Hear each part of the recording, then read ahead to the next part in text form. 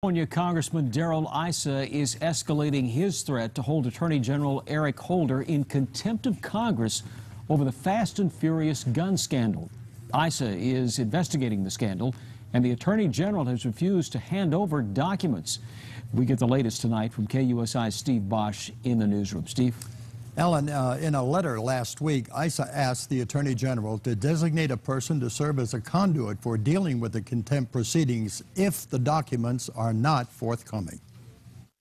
Last week, Issa's committee got 300 of the 80,000 pages his oversight committee is seeking.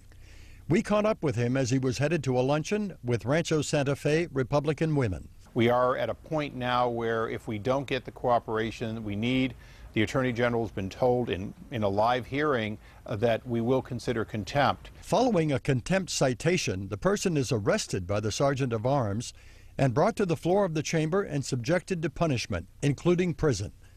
This pressure is on the Attorney General to produce the documents. By the end of next week, the Justice Department has promised us that we will have a letter showing what parts of discovery we will have and when, and what parts would be excluded based on a executive privilege. Fast and Furious was a Justice Department program that encouraged American gun dealers to sell some 2,000 weapons to suspected traffickers of Mexican drug cartels.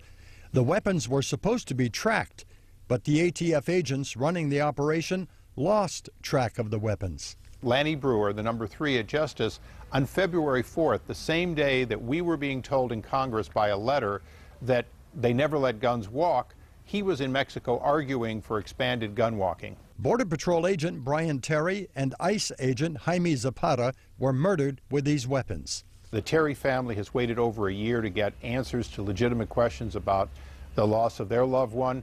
Additionally, Jaime Zapata, another agent who was murdered in Mexico, his family has no real answers. The Justice Department hasn't fired anybody over this scandal, but it has granted immunity to 2 high-ranking individuals. When you look at people directly related to Brian Terry's killing, directly related to the trafficking of 2,000 weapons, who provided the money, and yet they're being somewhat insulated, we're concerned. Issa will push on with his investigation, though he's frustrated by the Justice Department's stonewalling and refusal to cooperate with Congress.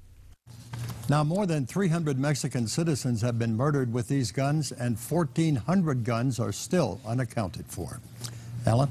Steve, isn't Darrell Issa also having some trouble getting testimony from the Justice Department with knowledge of this gun walking operation?